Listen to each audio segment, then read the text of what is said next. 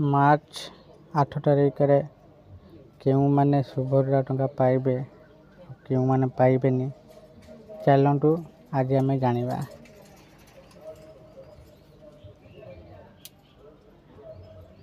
March 8 ତାରିଖରେ ମହିଳା ଦିବସ ଅବସରରେ ରାଜ୍ୟର ସୁଭଦ୍ରା ହିତାଧିକାରୀଙ୍କୁ ଦ୍ୱିତୀୟ କିସ୍ତି ଟଙ୍କା ମିଳିବ। ହଁ ଆଜ୍ଞା, ଯେଉଁ ମହିଳାମାନେ ପ୍ରଥମ ପର୍ଯ୍ୟାୟରେ କିସ୍ତି ଟଙ୍କା ପାଇଛନ୍ତି ସେମାନେ ମାର୍ଚ୍ଚ 8 ତାରିଖରେ ଦ୍ୱିତୀୟ କିସ୍ତି ଟଙ୍କା ପାଇବେ।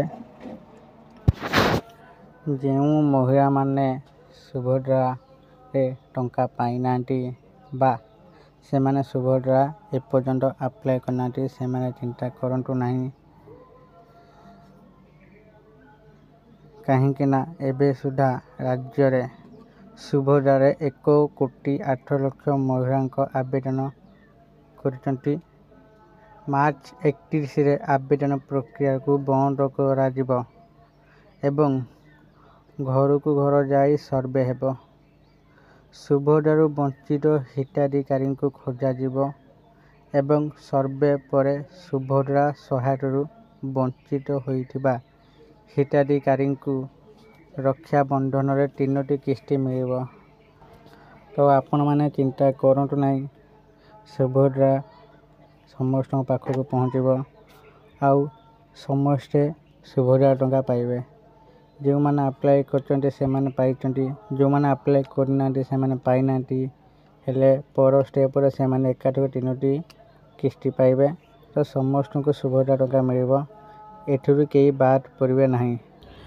ଯେଉଁ ମହିଳାମାନେ ସୁଭଦ୍ରାର ପ୍ରଥମ କିସ୍ତି ଟଙ୍କା ପାଇଛନ୍ତି ସେମାନେ 8 ତାରିଖରେ ସୁଭଦ୍ରାର ଦ୍ୱିତୀୟ କିସ୍ତି ଟଙ୍କା ପାଇବେ। ଆଶା କରୁଛି ଭିଡ଼ିଓଟି ଆପଣମାନଙ୍କୁ ଭଲ ଲାଗିଥିବ।